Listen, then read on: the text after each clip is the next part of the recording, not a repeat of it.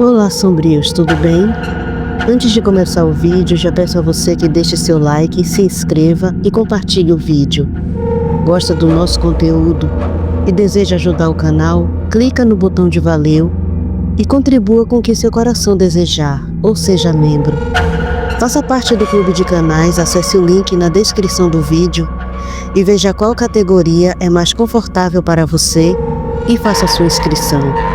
Também não esqueçam de hypar o vídeo, porque isso ajuda no engajamento. Eu estarei deixando o Pix na descrição do vídeo, caso queira nos ajudar dessa forma. Desde já, eu agradeço. Cerberus, parte 26. Mas alguns segundos de silêncio mortal se passaram. Então os dedos de Cerberus se moveram. Apenas um espasmo no início, mas o suficiente para fazer o coração de Ivanov disparar. Elliot soltou o ar que parecia segurar desde o início. Ele está voltando. As tochas do porão tremeram, como se reagissem àquela fagulha de vida, e a escuridão pareceu se recolher diante do retorno do senhor do castelo. Os cortes de início pararam de sangrar, os filetes rubros se extinguindo sobre a pedra fria. Lentamente, como se o corpo travasse uma última batalha, as feridas começaram a se fechar, costurando-se com o brilho fraco da regeneração. O porão do Castelo Negro mergulhava em silêncio, iluminado apenas pelas tochas que crepitavam contra as paredes de pedra úmida, lançando sombras vacilantes sobre os rostos tensos. Os olhos de Cerberus se moviam sob as pálpebras cerradas, como se ele sonhasse em meio ao limiar da morte. Então, com um sobressalto, abriu-se de uma vez. Tudo lhe pareceu turvo, um mundo envolto em neblina. O gosto metálico do sangue ainda preenchia sua boca, e ele reconheceu de imediato, nas memórias fragmentadas, que aquele sangue carregava a vida e a dor de Ivanov. Piscou algumas vezes, ajustando a visão, até que os vultos se definiram. Elliot e Orloff, aliviados, fitavam-no com olhos intensos. Leon deixou escapar um sorriso cansado, voltando-se para Orloff. Pensei que ficaria feliz em se livrar de mim, vampiro. Orloff arqueou a sobrancelha e seus lábios se curvaram num sorriso irônico. E suportar a fúria eterna de Valentina? Replicou com a voz grave. Prefiro passar a eternidade olhando para essa sua cara feia. Elliot riu abafado, quase sem forças, e até Ivanov, ainda apoiado à parede, esboçou um sorriso cansado. Por um instante, a opressão do porão pareceu se dissipar como se as pedras respirassem junto com eles. Cerberus desceu da mesa de mármore, o antigo leito de descanso de Viktor Kornovsky. Seus passos ecoaram pelo porão, firmes, porém marcados pelo peso da batalha recém-travada. Quando alcançou o servo, pousou as mãos sobre seus ombros com firmeza, mas sem brutalidade. O olhar de Leon ardia, não de fúria, mas de reconhecimento. Obrigado, meu amigo. Que seja assim de agora em diante. Meu amigo. Nunca mais meu servo. A voz rouca, carregada de verdade, preencheu a sala. Vi em seu sangue tudo o que perdeu quando Victor o tomou para si. Sua família, seus filhos, sua vida humana. Me perdoe por todas as vezes que eu o aterrorizava sob o jugo de Kornovsky e por tê-lo feito carregar a marca de servo. Você não merecia isso. Perdeu mais que todos nós aqui.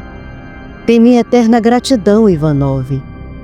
As palavras pairaram pesadas no ar, arrancando dos olhos de Igor um brilho úmido que ele não se permitira em anos. Lá em cima, na sala de estar do Castelo Negro, as chamas da lareira lançavam calor contra o mármore frio, mas não aqueciam os corações de quem esperava. Valentina permanecia sentada, as mãos entrelaçadas sobre o colo, o olhar fixo nas chamas sem realmente vê-las. Ao lado dela, Andressa não suportava mais a tensão. Tomou a mão de Valentina entre as suas e apertou com delicadeza. Não se preocupe, disse num sussurro firme, tentando acalmar tanto a amiga quanto a si mesma. Eu sinto que tudo vai ficar bem. Talvez não como antes, mas ele é forte. O Senhor Leon é um guerreiro e vai sobreviver. Valentina sorriu de leve, mas não respondeu. Sua ligação com Cerberus era mais profunda do que qualquer palavra poderia descrever. E naquele instante, por um breve e apavorante segundo, ela havia sentido sua presença sumir, como se a alma dele tivesse escorregado para fora deste mundo e deixado apenas o vazio. Seu coração permanecia apertado, queimando em silêncio. Cerberus ajeitou sua roupa, tentando suavizar o impacto de sua aparência, marcada por sangue seco e rasgos da batalha. O esforço era quase vão. A exaustão ainda moldava seus traços. Mas mesmo assim, não queria que Valentina o visse apenas como o guerreiro ferido, e sim como o homem que havia retornado para ela. Junto de Orloff, Eliot e Igor subiu as escadas do porão e atravessou o grande salão principal. As tochas e candelabros ardiam nas paredes de pedra, lançando luz morna que contrastava com a escuridão da noite que envolvia Kiev. O ar no castelo parecia mais leve, embora a guerra ainda pesasse como uma sombra inevitável sobre todos. Quando se aproximaram da sala de visitas, Valentina se ergueu quase no sobressalto, o coração acelerado. Não esperou, caminhou firme até ele. Assim que o alcançou, Cerberus a envolveu nos braços, prendendo-a contra si com a força de alguém que finalmente reencontrava o lar. Nenhuma palavra foi dita. Não havia necessidade. A ligação que compartilhavam falava mais alto que qualquer voz embargada de emoção. Orloff, ao ver Andressa, sorriu com uma doçura rara. Tomou suas mãos entre as dele, beijou-as e, em seguida, a beijou nos lábios como se precisasse provar que a vida ainda corria quente dentro deles. Eliot, com seu jeito cético e meio zombeteiro, passou ao lado do casal, exibindo um sorriso de canto. Fiquem à vontade, não se importem comigo, disse com ironia suave. Vou ver como está o investigador, se ainda não caiu em coma alcoólico. Seguiu pelo corredor, sua silhueta sumindo nas sombras, enquanto Igor se retirava para o seu quarto, o braço pressionado contra o ferimento no pulso. Do outro lado da cidade, o cenário era o oposto da segurança frágil do castelo. Uma propriedade devastada por bombas servia de abrigo a Andrei Kovalenko e seus militantes. O bunker subterrâneo exalava tensão. O líder caminhava de um lado para o outro, nervoso, as mãos trêmulas tentando ligar mais uma vez para Arakov. Sem resposta. Sua mente martelava hipóteses, mas a mais clara e aterrorizante era que o Pereverten havia devorado seu aliado. A falta de notícias lhe corroía os nervos. Sentado diante das telas, observava as câmeras no modo noturno. A noite estava silenciosa, silenciosa demais. O silêncio que antecede a desastres. Quando a ligação caiu novamente, Kovalenko perdeu o controle e desferiu um soco contra a mesa, soltando um palavrão carregado de frustração. Foi nesse instante que percebeu. Uma das câmeras piscou e apagou de repente, seguida de outra e outra, até que todas caíram em sequência. Um calafrio percorreu sua espinha. Imediatamente acionou o alarme. O som metálico ecoou pelo bunker. Pegou sua arma, o coração disparado, e avançou junto com os guardas internos. Quando abriram a porta, a escuridão os envolveu como uma cortina. Não apenas as câmeras haviam sido destruídas, mas também as luzes externas. Os guardas acenderam lanternas e feixes de luz cortaram o breu, acompanhadas pelos canos das armas. O que viram congelou suas almas mais do que o frio da neve que caía. Os guardas externos estavam mortos. Não mortos em batalha, mas mutilados, despedaçados, carbonizados.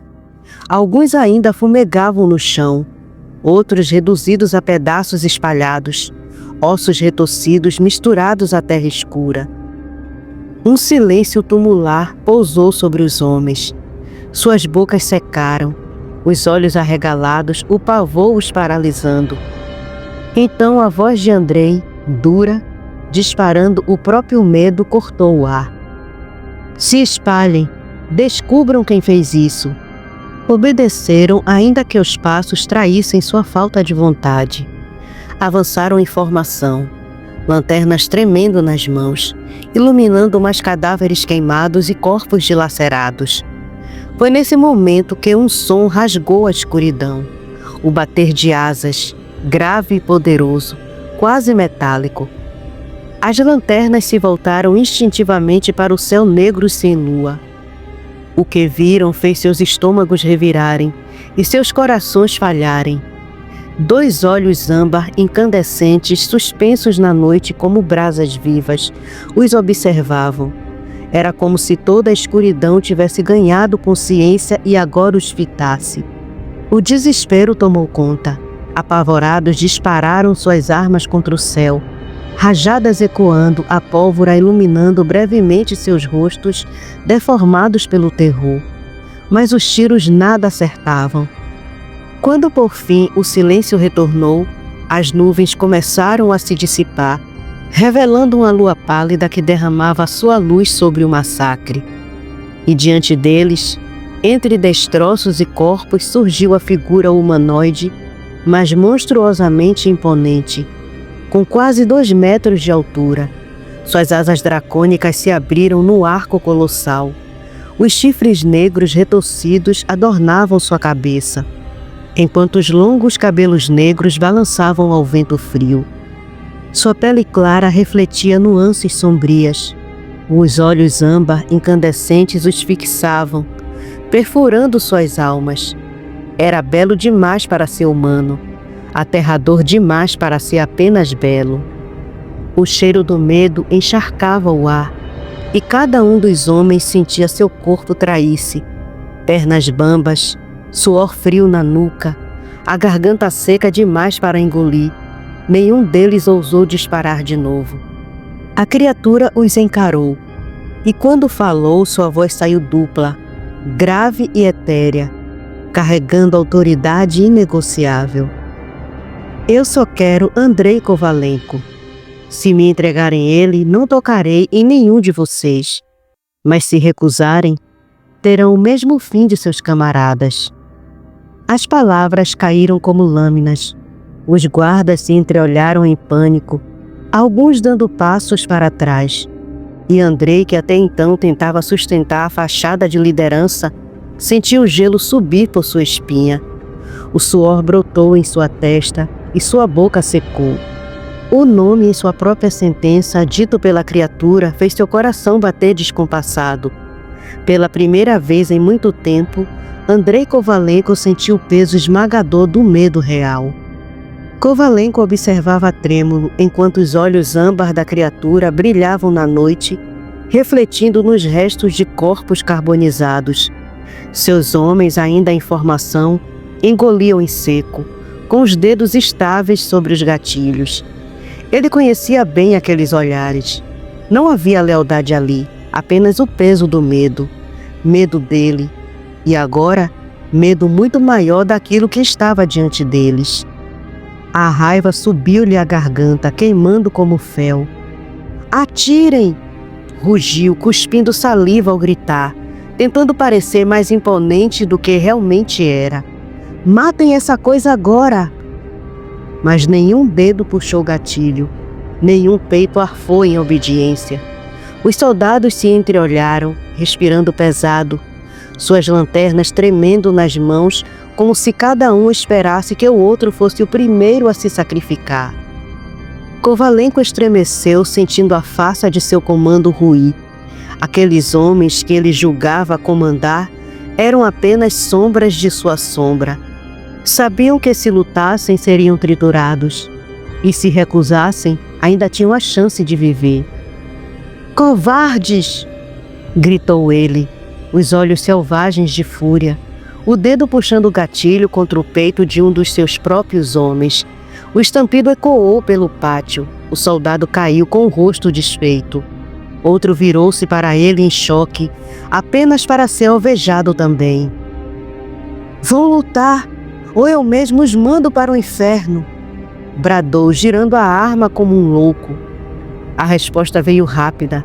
As botas dos guardas recuaram, não para enfrentar a criatura, mas para escapar da insanidade de seu próprio comandante. Foi então que uma sombra colossal caiu sobre ele. Em meio ao estrondo de asas, algo o ergueu com brutalidade e o arremessou ao chão. Andrei rolou, o fôlego lhe escapando. Quando ergueu o olhar, a criatura estava ali, a poucos passos, observando como um caçador observa sua presa prestes a ser abatida. Ele tentou recuar, mas mãos invisíveis, ou talvez apenas a força esmagadora daquela presença, o empurravam para a frente. Seus próprios homens aterrorizados recuaram mais ainda, deixando-o completamente exposto. A criatura então se inclinou, a sombra de suas asas cobrindo o corpo trêmulo de Andrei. Os olhos âmbar ardiam em sua direção, refletindo como brasas no escuro. Sua voz, duas em uma, soou como um trovão abafado. É bom vê-lo novamente, benfeitor misterioso. Andrei piscou confuso, o coração explodindo dentro do peito. O quê? O que você disse? Foi quando, sob o clarão da lua, o rosto da criatura começou a se transfigurar. Os traços demoníacos ainda estavam ali. Asas, chifres, aura sufocante. Mas agora se mesclava a fisionomia que ele conhecia bem.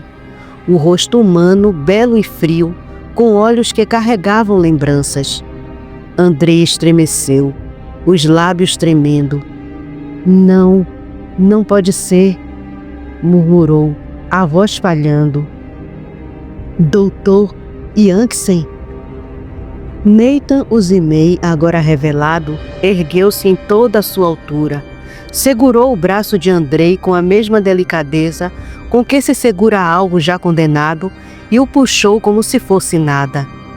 Agora sabe quem será seu algoz. As asas se abriram em um bater poderoso, levantando poeira, neve e o cheiro metálico de sangue queimado. O corpo de Andrei foi erguido no ar, sua pistola caindo de sua mão suada. Seus homens imóveis apenas assistiam enquanto Nathan sumia no céu escuro, levando o líder que tanto temiam. O silêncio da noite foi rompido apenas pelos gritos dilacerantes de Andrei Kovalenko, que ecoaram até desaparecer na distância, engolidos pela escuridão. O vento noturno açoitou as pedras negras da caverna do Zimei, na ilha de Cortícia, onde apenas o eco das correntes lembravam que aquele lugar já fora lar do Zimei antes dele ter o corpo físico de Nathan. No centro, a espada repousava sobre um altar de pedra bruta, suas runas queimando em vermelho vivo, como se respirassem. O metal parecia ansiar, pulsar, faminto por uma alma. Andrei Kovalenko, jogado aos pés do altar, ainda arfava após ter sido carregado pelos céus como um fardo. Tentava disfarçar o terror com a arrogância de sempre, mas seus olhos não sabiam mentir. Tremiam, como tremem os olhos de quem pressente a morte. Nathan, em sua forma humanoide de Zimei, aproximou-se. A aura de poder que emanava dele era como um incêndio contido. Os olhos âmbar perfuravam o coração de Andrei. A cada passo, o som de suas garras no chão ressoava como um tambor funerário. Andrei Kovalenko. A voz saiu em duas camadas, uma humana e outra abissal, vibrando nas paredes da caverna. Você perseguiu a espada, destruiu lares, tirou vidas, roubou até o que era sagrado para mim. Agora terá o destino que sempre mereceu. Andrei forçou um sorriso cínico, tentando manter a compostura, mas o suor frio já lhe corria pelas têmporas. Você acha que pode me condenar, Dr. Yanksen, ou seja lá o que você for? Eu movi exércitos, dominei terras. A voz falhou quando Nathan estendeu uma garra em direção à espada. O aço brilhou como se reconhecesse o momento. Você não terá o privilégio da morte, respondeu Zimei, com a calma cruel de quem já decidiu o destino. As correntes da caverna, como se despertassem por comando invisível, ergueram-se do chão e se enrolaram no corpo de Andrei. Ele gritou e tentou resistir, mas cada elo queimava sua carne como ferro em brasa. Arrastado até o altar, foi forçado a se erguer diante da espada. Pegue-a. Você se esforçou muito para tê-la. Matou muitos. Matou minha esposa, meu amigo, meu tio. Agora ela é sua. Pegue-a, ordenou Nathan. Andrei estremeceu e resistiu, mas suas mãos, movidas por uma força sobrenatural, foram obrigadas a se estender. Quando seus dedos tocaram o punho da espada, o metal gemeu, um som profundo que parecia o rugido de 100 almas aprisionadas. Então veio a dor. As chamas negras se ergueram da lâmina e envolveram Andrei, penetrando seus poros, queimando por dentro, não a carne, mas a alma. Ele gritou, e o som ecoou como uma agonia sem fim. As veias se acenderam em vermelho vivo, como se seu corpo fosse uma fornalha prestes a explodir. Não! Não! Berrou tentando largar a espada, mas a lâmina se fundiu às suas mãos, derretendo os ossos e a carne num vínculo eterno. Nathan observava implacável enquanto a transformação ocorria. Andrei foi sendo sugado centímetro por centímetro, como se a espada bebesse sua essência. Primeiro os braços, depois o tronco, até que apenas sua cabeça resistia fora do aço incandescente. Seus olhos imploravam, finalmente despidos de arrogância. Por favor, me mate, acabe com isso. Nathan se aproximou, abaixou-se para fitá-lo nos olhos uma última vez. Não, você viverá para sempre em chamas, sentindo a eternidade que roubou de tantos. Esta espada será sua prisão e este inferno sua coroa. A lâmina vibrou, sugando a cabeça de Andrei com um estalo seco. Um último grito ecoou prolongado, até se extinguir em silêncio absoluto. O brilho da espada então explodiu, iluminando toda a caverna como um sol vermelho, antes de se apagar lentamente, voltando a um negrume silencioso. Agora, no lugar de uma arma, repousava um túmulo. Andrei Kovalenko estava preso para sempre, queimando e gritando sem jamais morrer. Nathan ergueu a espada e a fincou diante da armadura antiga, selando-a junto ao seu repouso eterno. O som metálico ressoou como o fechar de uma porta final. Que a tua eternidade seja mais longa que as trevas que criaste, Andrei Kovalenko. As asas do Zimei se abriram, enchendo a caverna de vento e cinzas, antes de ele desaparecer na noite. Lá dentro, no fundo da lâmina, o grito abafado do condenado ainda reverberava, um coro eterno de dor e lamento. No instante em que o corpo de Andrei Kovalenko foi tragado pela espada, o mundo à sua volta desapareceu. Não havia mais pedra, caverna ou olhar implacável do Zimei. Só um vazio sufocante, negro e interminável. Por um breve segundo, ele acreditou que estava morto. Sentiu um alívio quase doce, como se tivesse escapado. Mas então veio o som. Primeiro um sussurro, depois centenas, vozes que ele conhecia, ou melhor, que tentava esquecer. O eco de cada vida ceifada por suas mãos, diretas ou por suas ordens frias. Eram gritos de mulheres, soluços de crianças, a respiração cortada de soldados traídos e o silêncio sufocado de amigos que se tornaram descartáveis. As vozes se juntaram em um coro ensurdecedor, e quando ele levou as mãos às orelhas, percebeu que elas não vinham de fora, elas estavam dentro dele. Chamas surgiram do chão, um chão feito de ossos quebrados, caveiras queimadas, restos de corpos que ainda se mexiam tentando escapar. Ele tentou correr, mas a cada passo os ossos se partiam sob seus pés. Mãos esqueléticas se erguiam e agarravam suas pernas, arranhando, puxando, clamando por vingança. Foi então que apareceram, um por um, todos os rostos que ele matou ou mandou matar. Estavam lá, soldados queimados vivos por sua ordem, camponeses executados por rebeldia e inimigos políticos torturados até a morte. Até mesmo aqueles que um dia confiaram nele, amigos que acreditaram em sua palavra antes de serem traídos. Eles o cercaram, os olhos não piscavam, não havia ódio apenas, havia dor, abandono, a lembrança eterna de cada vida desperdiçada por sua ambição. Você nos matou, disse uma voz feminina, os lábios desfigurados e a garganta aberta. Agora viverá conosco. Andrei gritou, tentou negar, tentou lutar, mas cada soco atravessava corpos feitos de sombra e fogo. Eles voltavam, sempre mais próximos, tocando sua pele que ardia como ferro incandescente. De repente, a realidade se moldou diante dele. Ele estava de volta em cada um dos momentos de crueldade que havia cometido, mas não como espectador. Ele era a vítima. Sentiu a lâmina entrando em seu peito como entrou em tantos outros. Sentiu o fogo lamber sua pele como o fogo que ordenara contra inocentes. Sentiu a fome, a humilhação, os grilhões, a tortura, cada um dos castigos que impôs. E o ciclo não terminava. Quando a morte vinha, ela não libertava. Ele acordava de novo, preso no próximo suplício.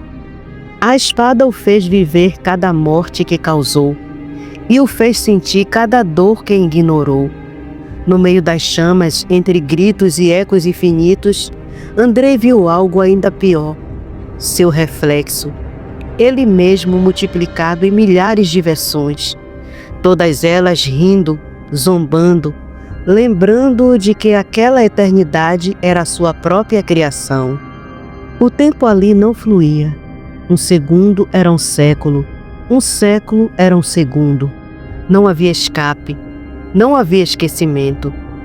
Andrei Kovalenko, o manipulador, o ditador, o assassino, viveria para sempre dentro da espada, condenado a sofrer nas mãos daqueles que transformou em cinzas. Sua eternidade seria feita de dor e da mais cruel das ironias, o algoz transformado em vítima para sempre. Enquanto isso, do lado de fora, a espada descansava junto da armadura na caverna do Zimei, silenciosa. Nenhum som escapava dela, mas se alguém ousasse encostar-se ao metal, ouviria, baixinho, como um sussurro vindo de dentro, os gritos intermináveis de Andrei Kovalenko.